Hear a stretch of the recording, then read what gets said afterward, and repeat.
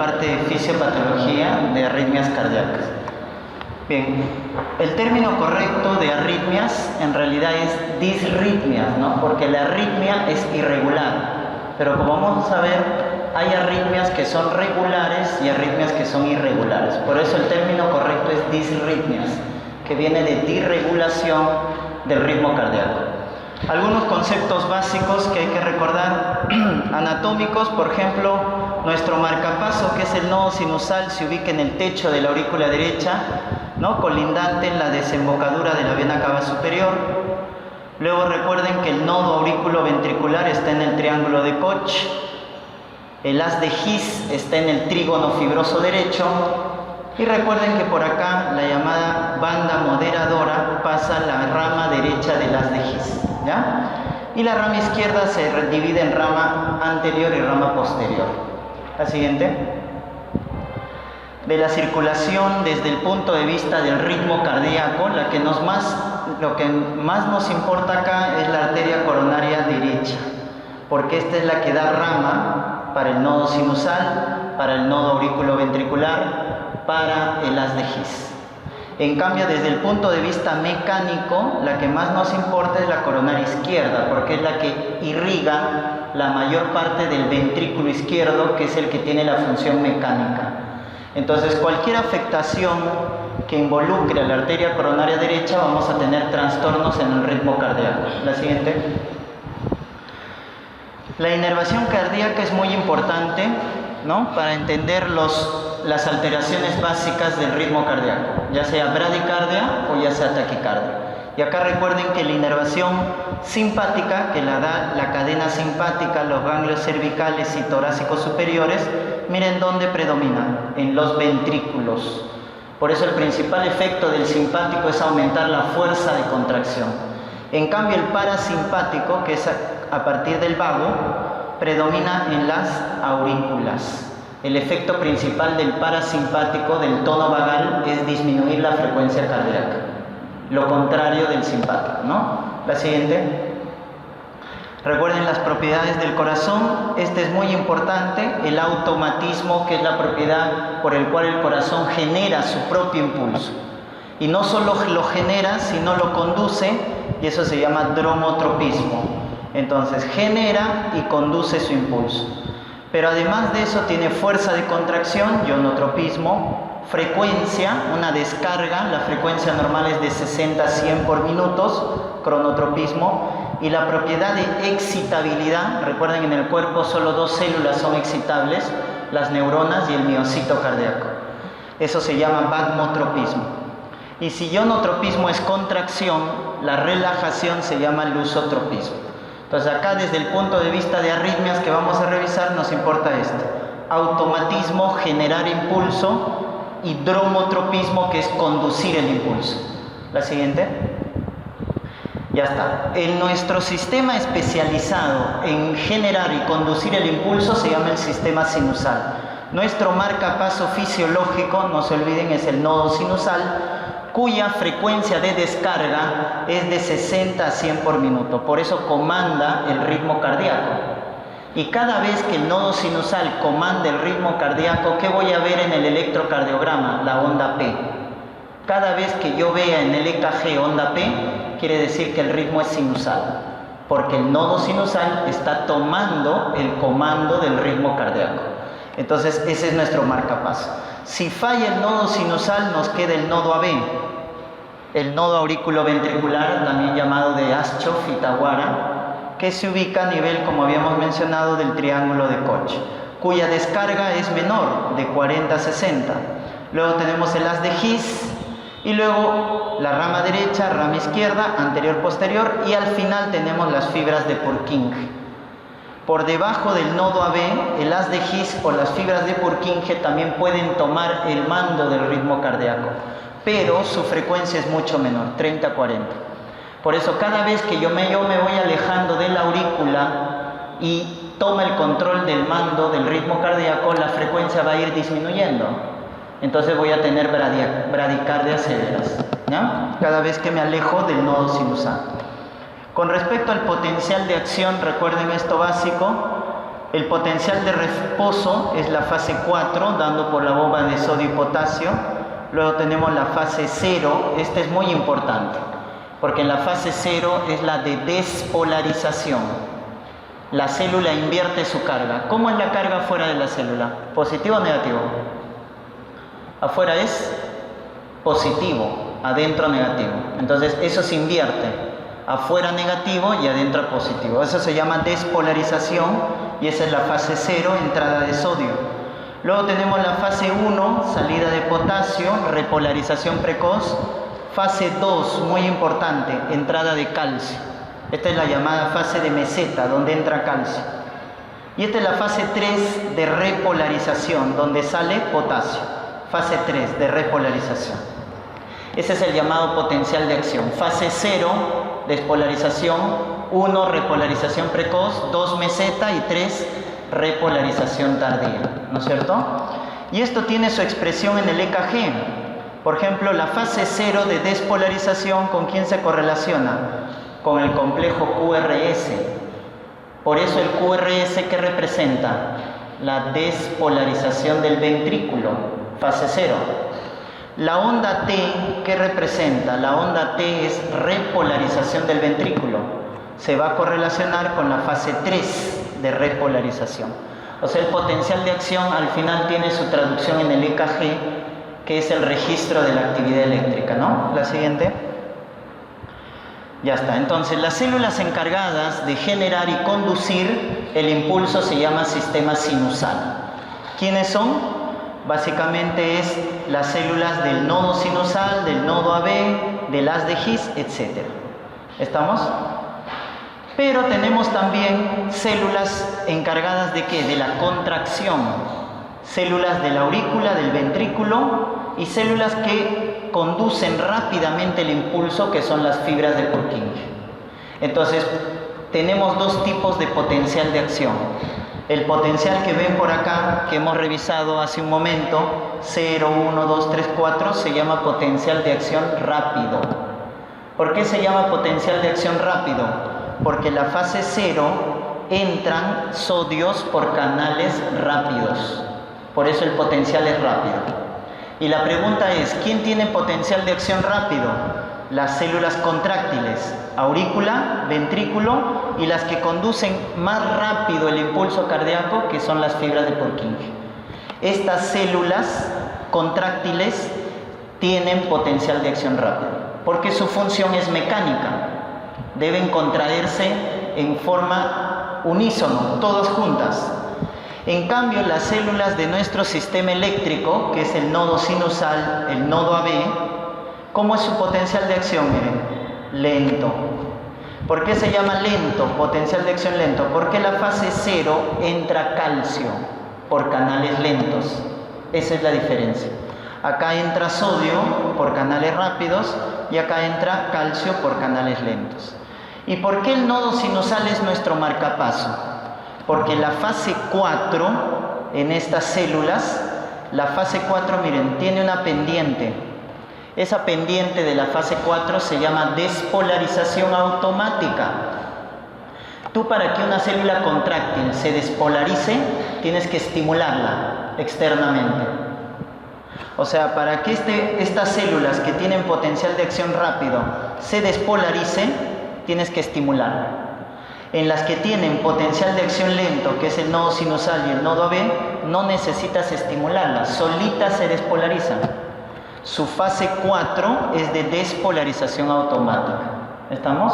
Y esa es la diferencia entre el potencial de acción lenta que tienen las células de nuestro sistema sinusal y las de acción rápida que tienen las células contráctiles. La siguiente. Entonces, si ustedes le dan este gráfico, ¿esto qué es? ¿Rápido o lento? La que tiene todas las fases, 0, 1, 2, 3, 4, ¿qué es? Rápida, ¿no es cierto? ¿Y quiénes tienen conducción rápida? Las células contráctiles, las que tienen actividad mecánica. Pero si nos dan este gráfico, potencial de acción lento, ¿quién tiene eso? Las células del sistema sinusal. O sea que en el corazón hay dos tipos de células, las que generan y conducen el impulso, o sea, la parte eléctrica, y las células que tienen actividad contráctil, la parte mecánica. Parte eléctrica, parte mecánica. Cada una tiene que cumplir su función. Entonces, ¿qué pasa si las células que tienen actividad contráctil empiezan a presentar actividad eléctrica? Entonces, ahí se van a producir las arritmias, como vamos a ver más adelante. Si las células contráctiles adoptan la función de una célula de nuestro sistema sinusal, se va a alterar el automatismo, la generación y la conducción del impulso cardíaco, ¿ya? Entonces tienen que distinguir eso. Otra cosa más, para ver ya la parte de arritmias, la parte del periodo refractario. Cuando una célula del corazón está excitada, que está en la fase 0, 1 y 2, por más que tú en la fase 0, 1 y 2 le pongas un estímulo muy intenso, no lo puedes volver a estimular. Eso se llama periodo refractario absoluto. Quiere decir que ningún estímulo es capaz de volver a excitar. Pero si tú estimulas a la célula en la fase 3, ese estímulo es muy intenso, lo puedes volver a excitar. Por eso este periodo de la fase 3 se llama periodo refractario relativo al periodo de la fase 3. ¿Y la fase 3 con quién se correlacionaba? Con la salida de sodio, potasio o calcio. Potasio. Por eso los trastornos de potasio, ¿qué causan? ¿Muerte o no? ¿Por qué? Porque generan periodos de excitabilidad en el corazón, ya sea potasio alto, potasio bajo, arritmia ventricular y el paciente fallece. Porque la salida de potasio altera, vuelve a excitar al corazón, produciendo arritmias ventriculares, y es mortal el potasio, tanto su elevación como su disminución. ¿Por qué? Porque la salida de potasio, que es la fase 3, se correlaciona con el periodo refractario relativo, que quiere decir que si le doy un impulso intenso, lo puedo volver a estimular. Entonces no se olviden que esta fase es la llamada fase excitable, donde lo puedo volver a estimular al corazón. Ya está estimulado, lo vuelvo a excitar, ¿ya? La siguiente. Muy bien. Algo básico nomás de la parte de electrocardiograma es reconocer los valores, ¿no? La onda P, ¿para qué me sirve la onda P? Para ver si el paciente está en ritmo sinusal. Si yo tengo onda P antes del QRS, onda P positivo en D2, negativo en ABR, quiere decir que el ritmo es sinusal. ¿Y qué quiere decir ritmo sinusal? Que el nodo sinusal tiene el mando del ritmo cardíaco. Pero si no encuentro onda P, ¿qué quiere decir? Que es ritmo extrasinusal. Quiere decir que hay otro, el que ha asumido el marcapaso. Puede ser el nodo AB, el haz de His, fibra de Purkinje, etc. ¿No? El PR, 0,12 a 0,20, ¿no? Recuerden que cada cuadradito vale 0,04 segundos. Entonces, el PR mide de 0,12 a 0,20, ¿no? ¿Qué pasa si les dicen PR corto? El intervalo PR es el que está acá, miren. Desde el inicio de la onda P hasta el inicio del complejo QRS. Ese intervalo PR representa la conducción a nivel del nodo aurículo-ventricular. Si me dicen que este PR es corto, ¿qué quiere decir? Que el corazón está excitado, porque va a estar rápido. ¿No ves que es corto? Pero si me dicen PR largo, ¿qué quiere decir? Que se ha bloqueado el nodo AB. Por lo tanto, viendo el PR, ya tengo dos diagnósticos. Si el PR es corto, preexcitación. Y hay una arritmia ahí en los varones jóvenes, que es el Wall-Parkinson-White, PR corto. Y si el PR es largo, más de 0,20, bloqueo auriculoventricular.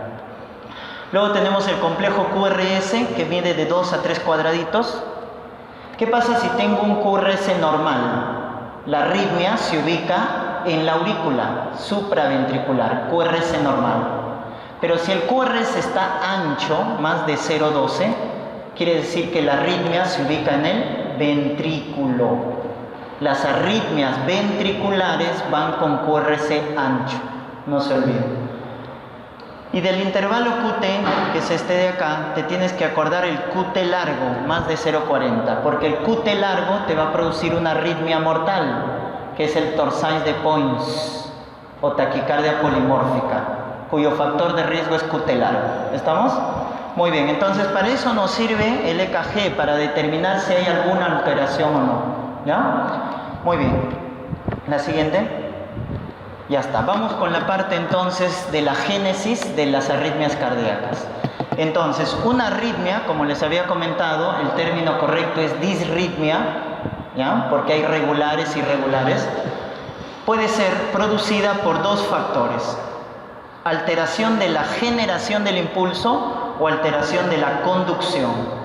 Si se altera la generación del impulso, le llamamos alteración del automatismo, y ahí tenemos tres factores etiopatogénicos. Automatismo normal alterado. ¿Qué quiere decir? Que el automatismo está acelerado o está disminuido. Por ejemplo, el simpático. ¿Qué hace el simpático con el nodo sinusal? ¿Lo estimula o lo inhibe? Lo estimula, ¿no es cierto? El simpático lo estimula. ¿Qué hace la fiebre con la frecuencia cardíaca? La aumenta. Cada vez que hay fiebre, aumenta la frecuencia cardíaca. Cuando hay anemia, cuando hay hipotensión, cuando estamos en shock, ¿qué pasa con la frecuencia cardíaca? Aumenta. O sea, todos esos factores, lo que hacen, la anemia, la hipoxia, la fiebre, el simpático, las catecolaminas, lo que hacen es ir al nodo sinusal y lo estimulan. Hace que su potencial de acción sea más rápido. Por el contrario, ¿qué pasa con el parasimpático? La acetilcolina, ¿qué hace con el nodo sinusal? Lo deprime. El parasimpático, el tono vagal, los beta bloqueadores, los calcio antagonistas, la digoxina, bajan la frecuencia cardíaca porque deprimen al nodo sinusal. Entonces ahí hablamos de un automatismo normal. ¿Por qué normal? Porque el nodo sinusal sigue conduciendo, sigue siendo nuestro marcapaso, solo que se ha alterado su frecuencia. Y ahí están las taquicardias y las bradicardias sinusales. ¿Estamos? Pero el automatismo anormal, acá sí pasó algo. El nodo sinusal ya no es el que manda. ¿Quién es el que manda? El nodo AB, el haz de His o las fibras de Purkinje. Entonces, en ese caso hablamos de automatismo anormal, o sea, otro marcapaso ha asumido el rol de comando del ritmo cardíaco. ¿Cómo se llaman a esos focos que ya no es el marcapaso normal, sino son extra marcapasos fisiológicos? Se llaman focos ectópicos, marcapasos ectópicos. Nodo AB, haz de His, fibras de Purkinje. Entonces, ¿qué ha pasado ahí? Lo que ha pasado ahí es que una célula contráctil ha asumido el rol eléctrico y por lo tanto ha desplazado al nodo sinusal del mando del ritmo cardíaco. ¿Ya? Muy bien. Y luego tenemos acá el tercer mecanismo, que es la actividad desencadenada. ¿A qué hace referencia ese factor? Hace referencia de que la célula se está excitando, ¿no es cierto? Recuerden, fase 0, 1, 2. Y si tú le dabas un estímulo, ¿podías excitarla? No, pero si llegaba a la fase 3 y le dabas un estímulo intenso, sí se volvía a excitar. A esa excitación recurrente en el periodo refractario relativo le vamos a llamar actividad desencadenada, o también llamada pospotencial. ¿Por qué se le llama pospotencial? Porque está en potencial de acción, pero vuelve a ser otro potencial de acción. Y esto también origina arritmias, como por ejemplo el Torsades de Pons. El Torsades de Pons, que es producido por el QT largo, es producida por este mecanismo, por los POTS potenciales, o llamadas actividades desencadenadas. Las extrasístoles, ¿qué son las extrasístoles? Son contracciones prematuras, ya sea auricular o ventricular. ¿Dónde está el origen de las extrasístoles? Acá, en el automatismo anormal, las extrasístoles. Y la bradicardia y taquicardia sinusal, ¿dónde está su alteración?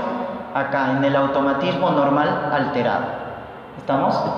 Muy bien. Y luego pasamos a la alteración de la conducción. Y acá hay dos factores. La conducción puede estar alterado por bloqueo, porque hay un bloqueo anatómico funcional que no deja pasar el impulso, o el otro que es fenómenos o circuitos de reentrada, que lo vamos a ver a continuación. O sea, ¿qué es lo que pasa? Cuando se forma el nodo sinusal, el impulso pasa al nodo AB, del nodo AB al haz de His, del haz de His a sus ramas, ¿y dónde terminan? Las fibras de Purkinje. ¿Y qué pasa después de las fibras de Purkinje con el impulso? Se extingue el impulso. O sea, el impulso es unidireccional y se extingue cuando llega a las fibras de Purkinje. Entonces, ¿a qué se llama circuito de reentrada? Cuando el impulso llega a las fibras de Purkinje y no se extingue, sigue circulando el impulso cardíaco. Lo normal es que el impulso se extinga cuando llega a las fibras de Purkinje. Si no desaparece, hablamos de los circuitos de reentrada, que lo vamos a ver. Y hay otras arritmias que son más complejas, que son mixtas.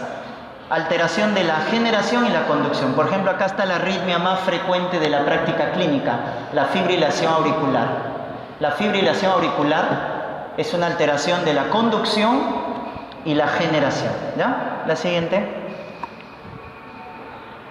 Entonces, miren acá, tenemos nuestro potencial de acción, ¿no?, del nodo sinusal. ¿Se acuerdan? Del nodo sinusal es un potencial de acción lento.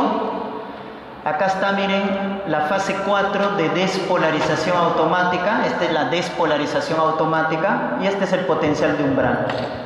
¿Cómo yo puedo acelerar el ritmo cardíaco? Tengo 3 mecanismos para acelerar el ritmo cardíaco, o sea, para producir taquicardia sinusal. Tengo 3 mecanismos. Uno, bajar el potencial de umbral, porque la célula para despolarizarse tiene que llegar a su umbral y luego se despolariza. ¿Cómo le hago llegar más rápido al umbral? Bajando por el potencial de umbral, ¿no? Entonces lo bajo. Ahí está. Entonces de esa manera al corazón le es más fácil acelerar el ritmo cardíaco. Segundo mecanismo, miren. ¿Aumento a quién? Aumento la despolarización automática. Y acá viene el tono simpático.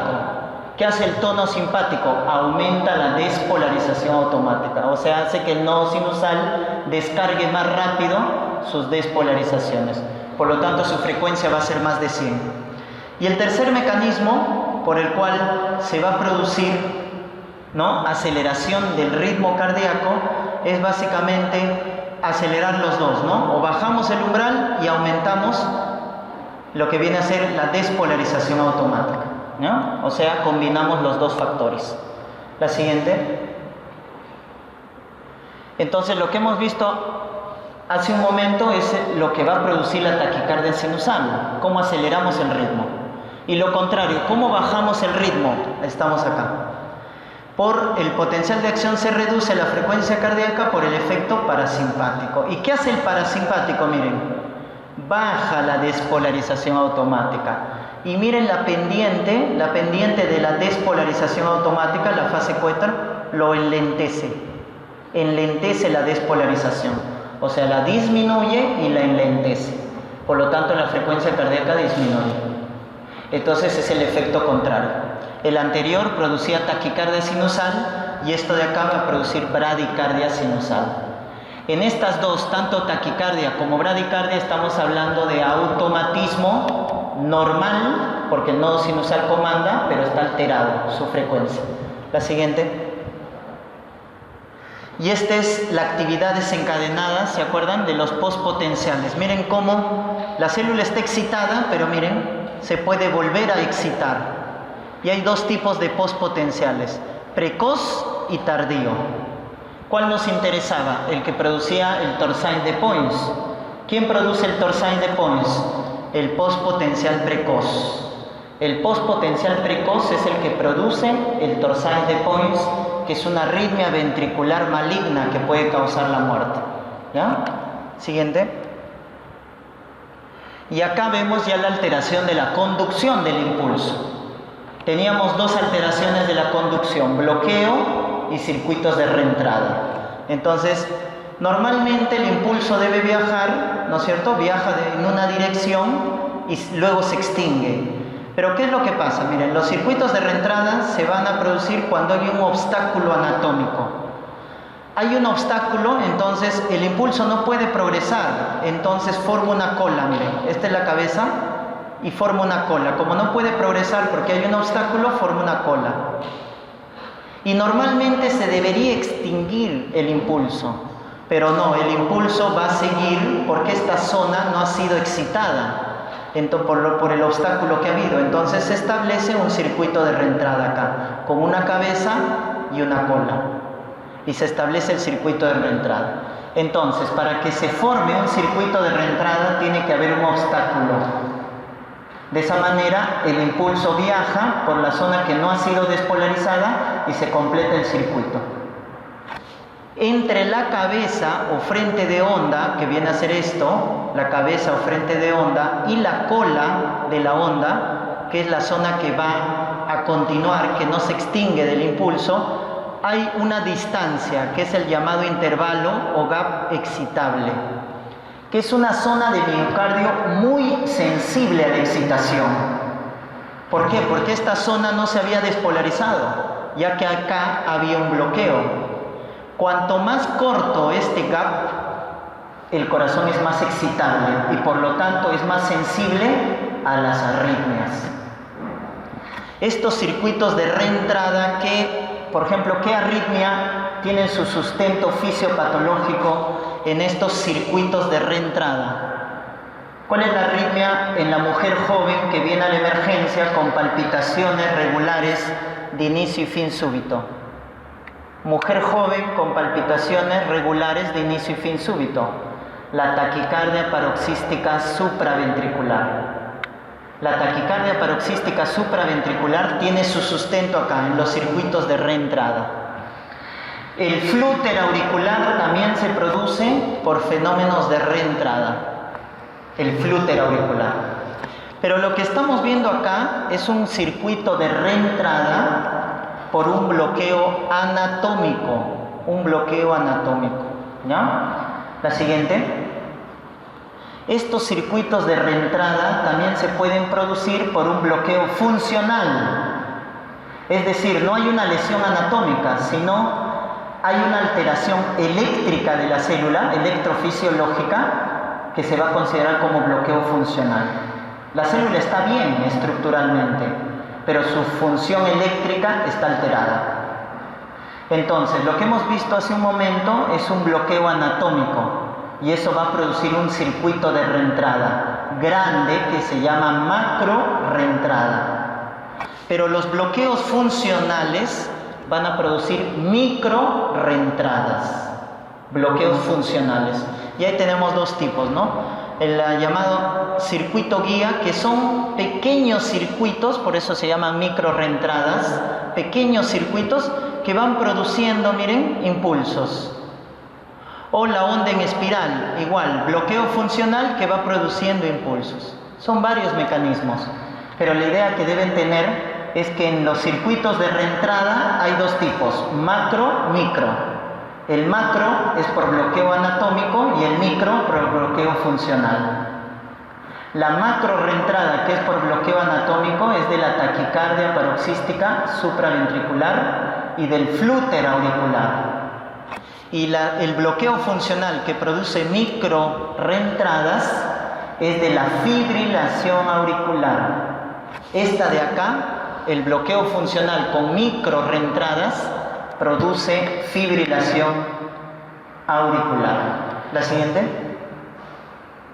Y acá está la alteración de la conducción. Ya vimos reentrada, ahora el bloqueo, ¿no? Que simplemente es una alteración que va a impedir la conducción del impulso nervioso, bloqueo de conducción, acá está, ¿no es cierto? Y el otro en el cual el nodo sinusal se paraliza y va a producir un paro o pausa sinusal.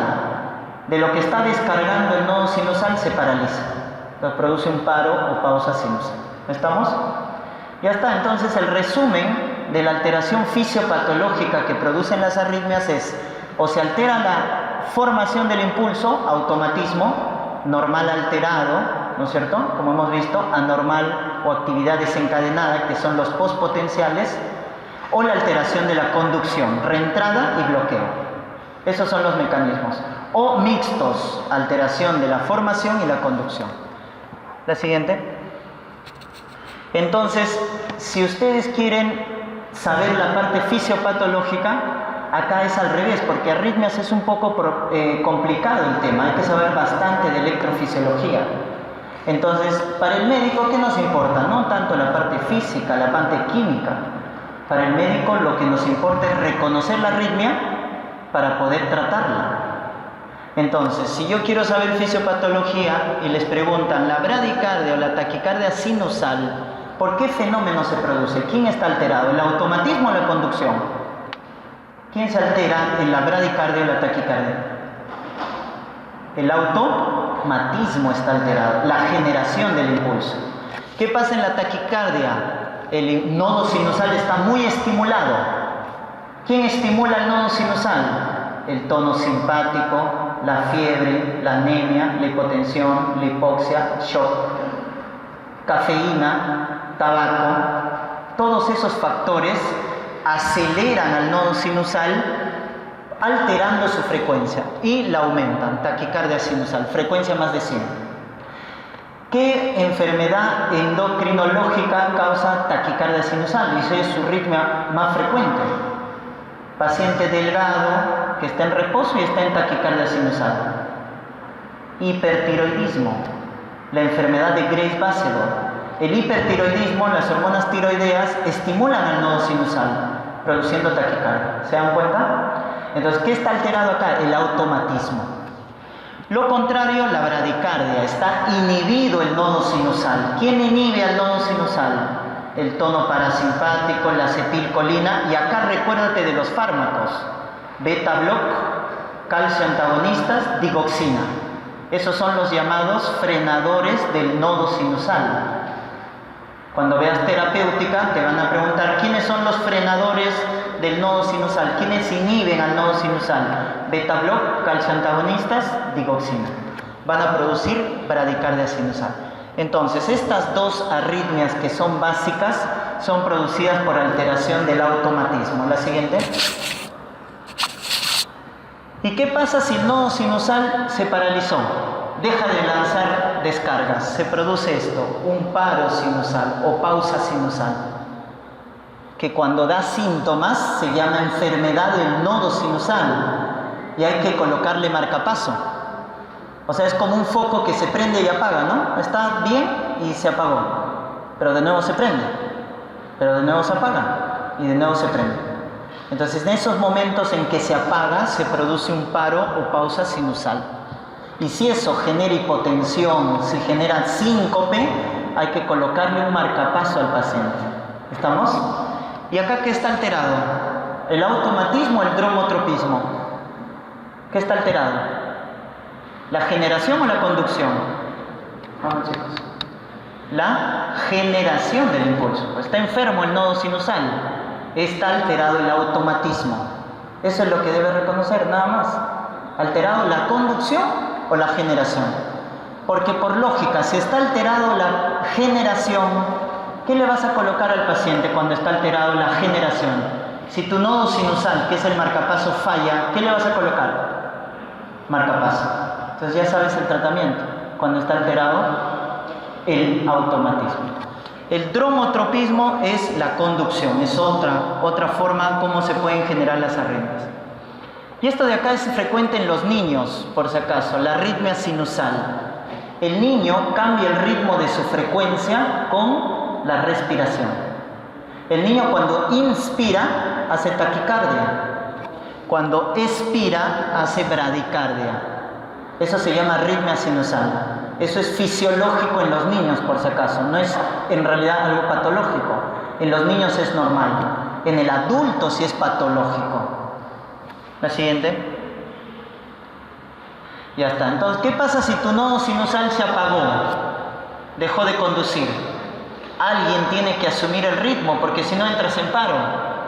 Y si ese alguien que asume el ritmo, o sea, el nodo sinusal se apagó, ¿quién lo puede reemplazar?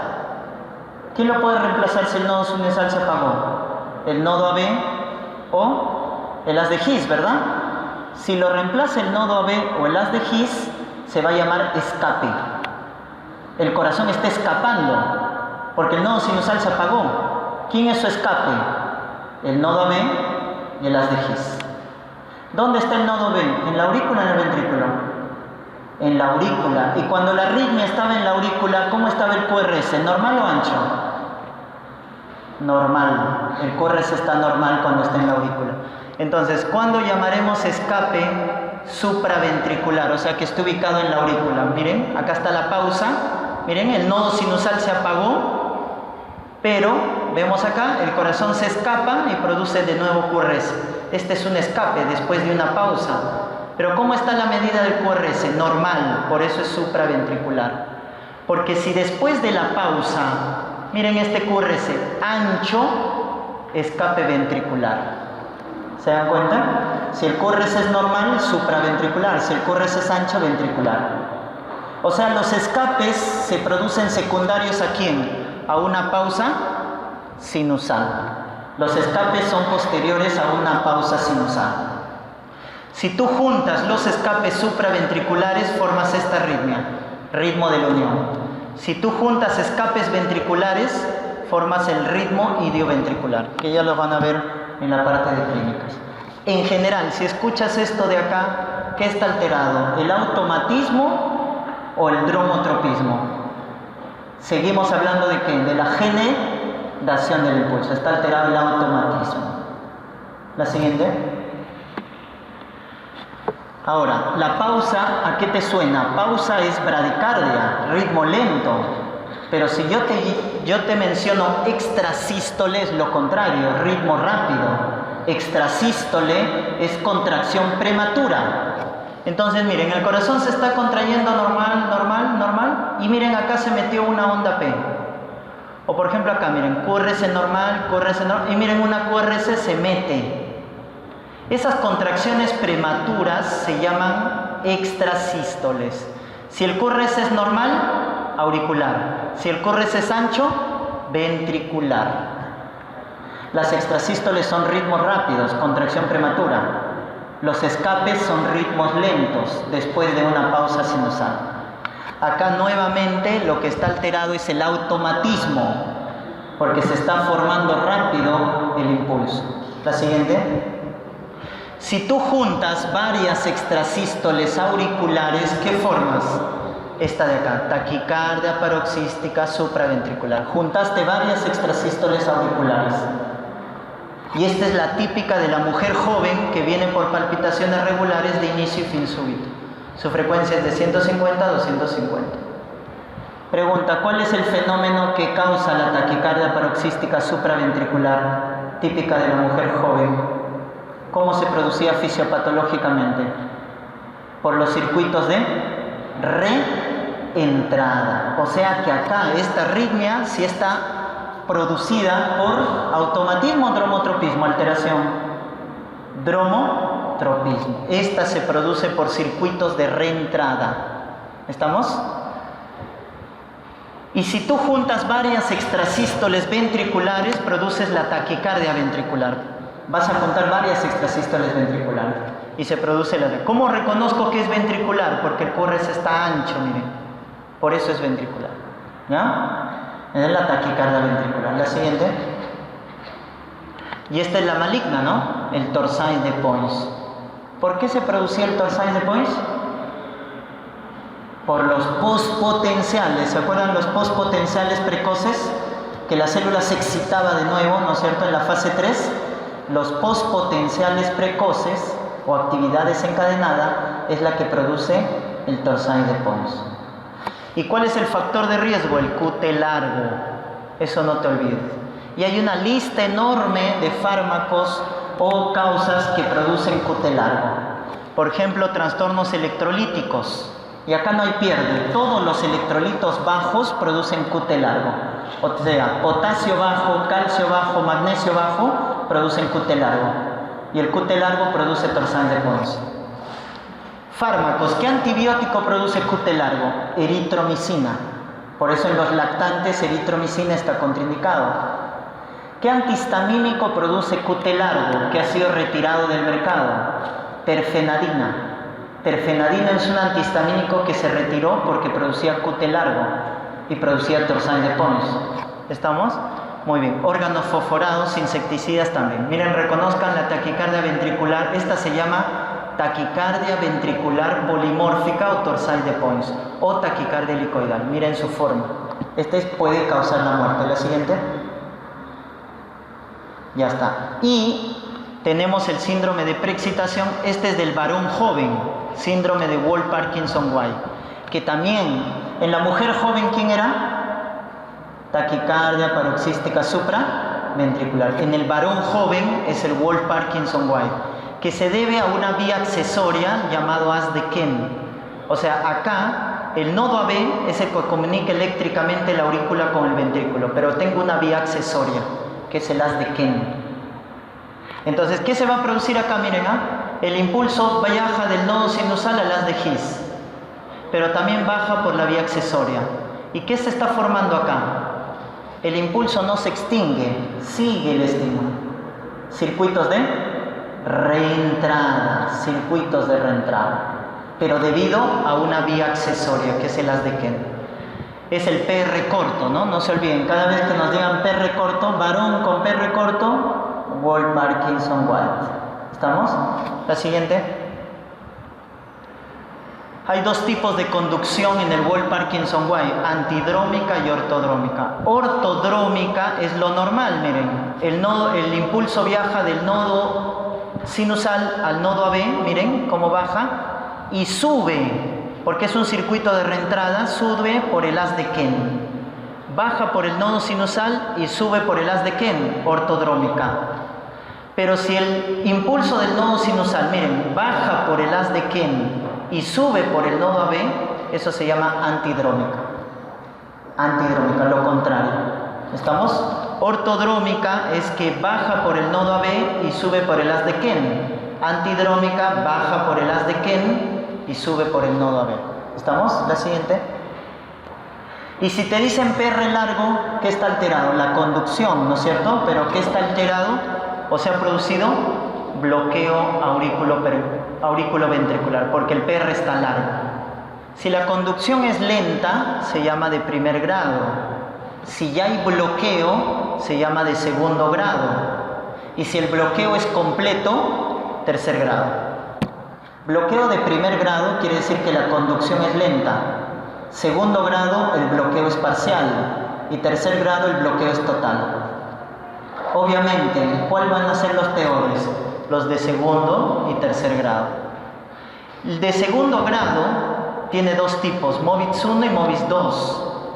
¿En qué consiste? En que el MOVITS 1, el intervalo PR va creciendo progresivamente y se bloquea. Eso se llama fenómeno de Wenckebach, MOVITS 1.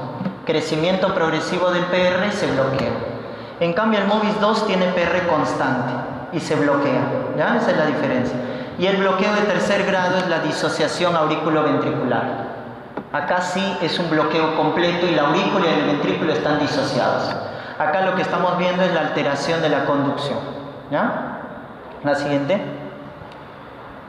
Muy bien. Y el flutter ya es un patrón mixto, tanto de fenómenos de reentrada, ¿ya?, como fenómenos de automatismo. Automatismo y conducción están involucradas.